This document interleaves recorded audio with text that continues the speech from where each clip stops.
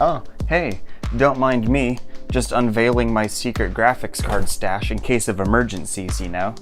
And hey, speaking of secrets and graphics cards, if you'd like to save $100 off of buying an RX Vega 64, here's a tip. Buy an RX Vega 56 and BIOS flash it into an RX Vega 64.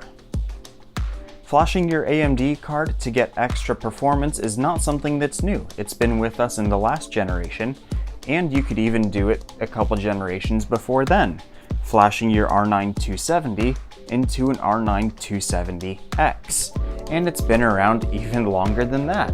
You can flash your Radeon HD 6950 into a 6970. And it's probably been around longer than that, but I haven't been around that long keeping track, so that's as far back as I know. First question, what is the risk of ruining your RX Vega card in the process? Well, this card, even this one in particular, which I'll be using as a stand-in, has a little switch here which controls which BIOS you're using. There are two BIOSes, and one of which cannot be rewritten, at least with most software tools. So you will have at least one working BIOS even if you mess up the first one. The first step is, before powering up your system with your RX Vega in it, you're going to locate the BIOS switch, which is near the I/O plate on the top here, and you're going to move it into the leftmost position. Once you've done that, go ahead and turn on your computer. In the description of this video, there is a link which will be called Download This. And if flashing your RX Vega card is your goal, then you should indeed download this. First things first, you're going to unzip this folder containing ATI Flash. Once it's been extracted, go ahead and open up this program here with the red logo called ATI WinFlash.exe. And you want to right-click on it and choose Run as Administrator. One does not simply flash their BIOS without administrator privileges. With the software open, the first thing to do is, of course, make a backup of your BIOS so that if something goes wrong, you can always go back and flash it back. To do this, you will click Save and then choose where to save the BIOS. This should only take a few seconds, unless you're recording to a stone tablet or something extraordinarily slow.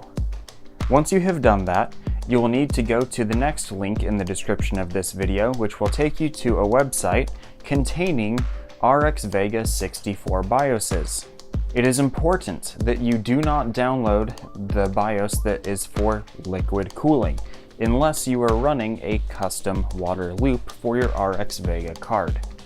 For instance, I have a Sapphire card, so I would download the Sapphire RX Vega 64 BIOS. Once I've downloaded that, I'll go back to ATI WinFlash, click Load Image, choose that BIOS I just downloaded, and begin the flashing process. It is likely that your system will hang once the BIOS flash is 99 or 100% complete according to the progress bar. I left my system alone for 30 minutes to ensure that the BIOS flash had finished before pulling the plug on my computer and restarting it. My system was unresponsive at this point because, of course, the BIOS on the video card had just changed while the system was running.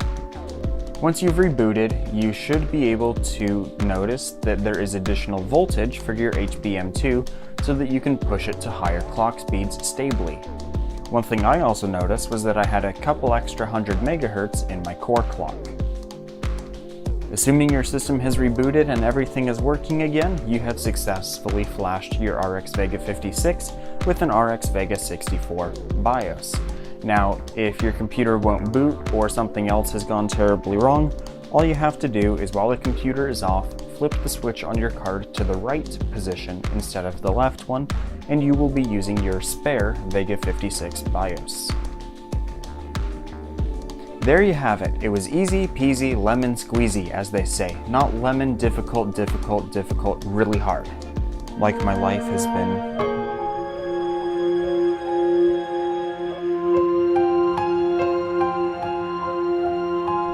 If you want to see part 2 of this video where we actually benchmark the differences with the different BIOSes, make sure to check out this video here. If you're watching this within 24 hours of this video going live, then this will be filled in 24 hours. While you're at it, check out this other video. I haven't decided what it's going to be yet, but it is going to be awesome. Make sure you're subscribed, and we'll see you next time.